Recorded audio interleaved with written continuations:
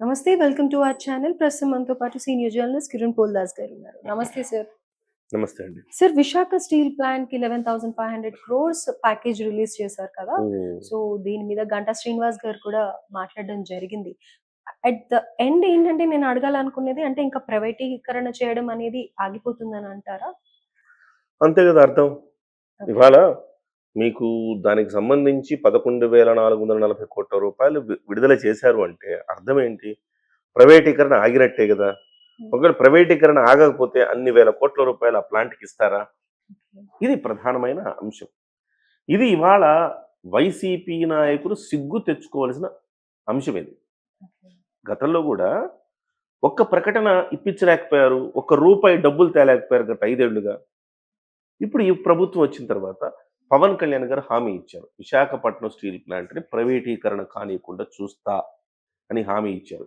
ఆయన చెప్తే చేస్తారంతే. అది ఇవాళ ప్రజల్లో చాలా బలంగా నాటుకుపోయింది. చెప్పాడంటే చేస్తాడంతే ఓకే. అనేది బలంగా నాటుకుపోయింది. ఇవాళ విశాఖపట్నంకి సంబంధించి కూడా అనేక సందర్భాల్లో చర్చలు జరిపారు. ముఖ్యమంత్రిగా గతంలో జగన్మోహన్ రెడ్డి కూడా దీని మీద చర్చలు జరిపాడు గదా! కానీ ఒక్క ప్రకటన సానుకూలమైన ప్రకటన ఇప్పించలేకపోయాడు, డబ్బులు ఇప్పించలేకపోయాడు, భరోసా కల్పించలేకపోయాడు, ఏమీ చేయలేకపోయాడు. 23 మంది ఎంపీలు ఆయనతో ఉన్నా గాని 23 మంది ఎంపీలు ఆయనతో ఉన్నా గాని ఆయన ఏమీ చేయలేకపోయాడు. సో, ఇవాళ ఆ 23 మంది ఎంపీలు ఎవరైతే ఉన్నారో వాళ్ళు సిగ్గుతో తలదించుకోవాల్సిన అవసరం ఉంది. ఆ ఎంపీలు ఎవరైనా ఉంది ఇవాళ క్షమాపణ చెప్పాలి. ఆంధ్రప్రదేశ్ ప్రజలకు క్షమాపణ చెప్పాలా. Yes, okay. మేము చేతగానోళ్ళం.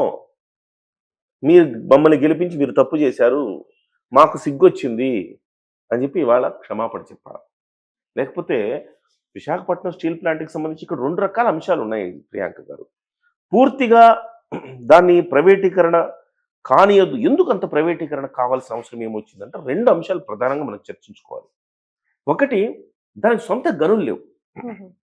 దానికి సంబంధించి కూడా ఇవాళ కూటమి ప్రభుత్వం చంద్రబాబు నాయుడు గారు మొన్న ఢిల్లీ వెళ్ళినప్పుడు చంద్రబాబు నాయుడు గారు దార్శనికుడు.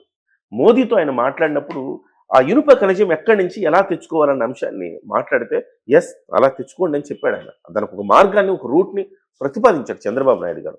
ఆయన దార్శనికుడు. కాబట్టి ఆయన దానికి ఎట్లా పరిష్కారం కనుగొనాలో చంద్రబాబుకు తెలుసు. దాన్ని ఎట్లా కేంద్రంతో ఒప్పించాలో పవన్ కళ్యాణ్‌కి తెలుసు. ఇది అద్భుతమైన కూటమి ప్రభుత్వం ఇది. ఇద్దరు జోడెడ్లలాగా ఈ రాష్ట్రాన్ని ముందుకు లాక్కుపోతా ఉన్నారు అభివృద్ధి వైపుకి. సో, అలాంటప్పుడు ఇవాళ ఓకే, ఇక్కడ వరకు బానే ఉంది. ఆ సమస్య తీరుతోంది. ఈ ఇనుప ఖనిజం సమస్య తీరుతోంది.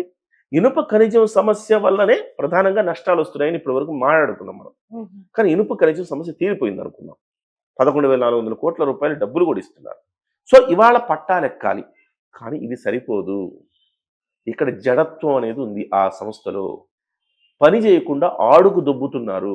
లిటరల్లీ ఎవరికైనా కోపం వస్తే బాధపడితే క్షమించాలి.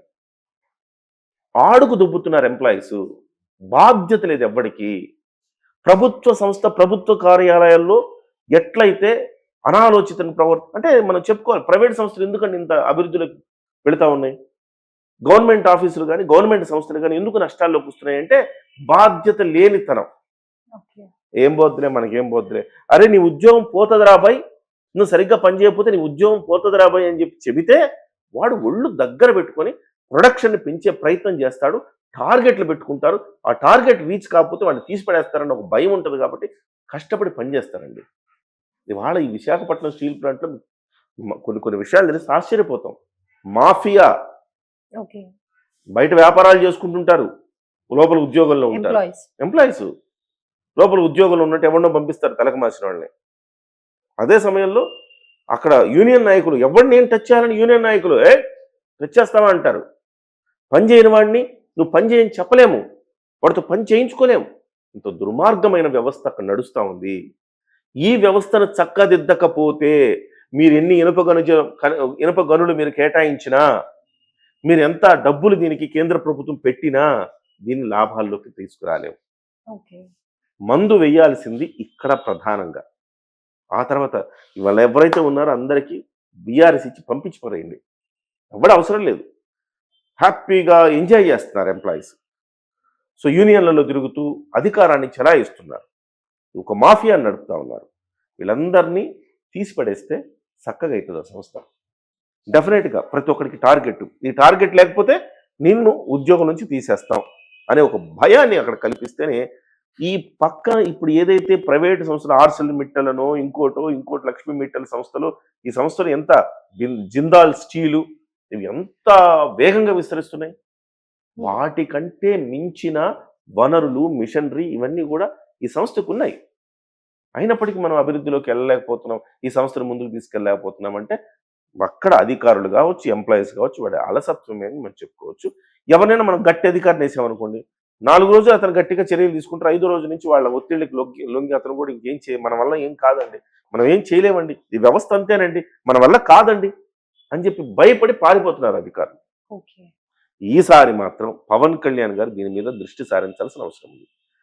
ఎందుకు పవన్ కళ్యాణ్ గారు అంటున్నారంటే, బెత్తం పట్టుకొని శిక్షించగలిగిన ఒక రాజకీయ నాయకుడు, ఉప ముఖ్యమంత్రి కూడా నాయకుడు ఆయనే. ఓకే. మిగతా వాళ్ళందరూ కూడా రకరకాల ప్రలోభాలకు కొంచెం లొంగుతారు. అంటే ఏదో ఒత్తిళ్లు, పలానా వాడి మీద చర్య తీసుకోవాలంటే పలానా కులము, మన ఓట్లు ఎక్కడ పోతాయో అనుకుంటారు. ముఖ్యమంత్రి గారు కానీ ఇక్కడ తప్పేం లేదు చర్చించుకోవటానికి. తెలుగుదేశం పార్టీకి ఆ రకమైన రిజర్వేషన్స్ ఉంటాయి. ఇతను తీసేస్తే, ఇతని మీద చర్య తీసుకుంటే అతని కులపు ఓట్లు పోతాయి, లేకపోతే ఇంకోటి ఈ ఇబ్బందులు ఉంటాయి. పవన్ కళ్యాణ్ గారికి ఏమి ఉండవు. పని చేసావా, నువ్వు సంస్థకి మంచి చేస్తున్నావా, నిన్ను నెత్తిన పెట్టుకుంటావు, మంచి చేయట్లేదా నేను తోలేస్తాం బయటికి. ఈ రకమైన ప్రక్షాళన జరిగితే ప్రియాంక గారు ఆ సంస్థ నిలబడుతుంది. ఇప్పటికైతే వచ్చి డెఫినెట్గా వాళ్ళ వైసీపీ వాళ్ళు సిగ్గుపడేలాగా కేంద్ర ప్రభుత్వం 11,440 కోట్ల రూపాయలు కేటాయించడం అనేది ఒక అద్భుతమైన అంశంగా మనం చూడాలి. ప్రైవేటీకరణ అనే దానికి ఒక స్వస్తి పలికినట్టుగా చూడాలి. జేడి లక్ష్మీనారాయణ లాంటి వాళ్ళు, కేఏ పాల్ లాంటి వాళ్ళు, వీళ్ళందరూ కూడా ముందుకొచ్చి కేంద్ర ప్రభుత్వాన్ని ప్రశంసించాలి, రాష్ట్ర ప్రభుత్వం ప్రశంసించాలి. విమర్శలు మాత్రమే కాదు కదా, ప్రశంసలు కూడా ఇవ్వాలి వాళ్ళంతా. రైట్. Thank you sir.